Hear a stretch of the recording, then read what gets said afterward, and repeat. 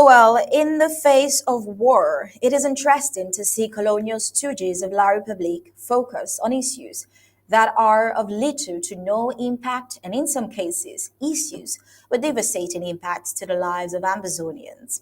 Only recently, we saw Atanga NG banning five NGOs that have long served as lifelines for communities abandoned by the colonial regime. NGOs that have been offering food, medical aid, and support to those most affected by the ongoing war. Well, while we brought yesterday to you the outright defiance by a certain barrister Alice Combe, a prominent human rights defender who runs the organization Red Hack, owing to the irrationality, not to mention the illegality of such demand.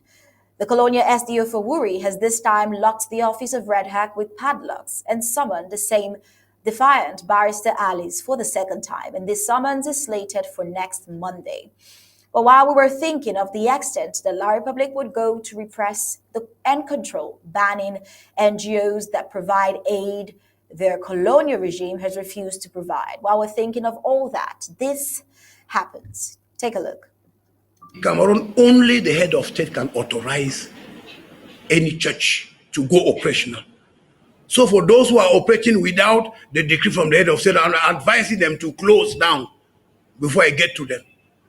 They should start closing before I get.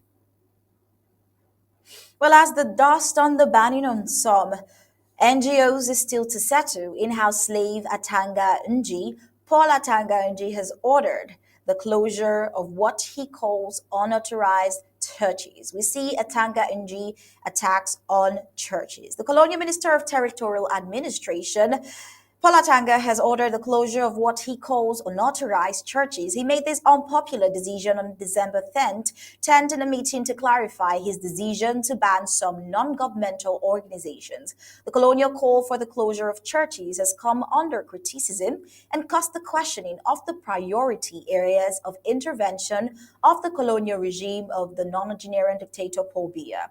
The inhabitants of Bamenda, the chief town of the Midland Zone to the Federal Republic of Ambazonia, have been deprived of good roads at the city center, with dust polluting the air from dawn to dusk.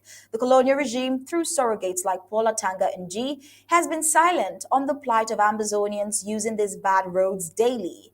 Now let's go back one more time to listen what is top of his priority amidst the ongoing war, dilapidated roads, and lack of infrastructure in Ambazonia. Let's take a listen at what his priority is amidst all this. Cameroon, only the head of state can authorize any church to go operational. So for those who are operating without the decree from the head of state, I'm advising them to close down before I get to them. They should start closing before I get. I'm sure if you listened where you would have heard only the head of state can authorize churches to go operational.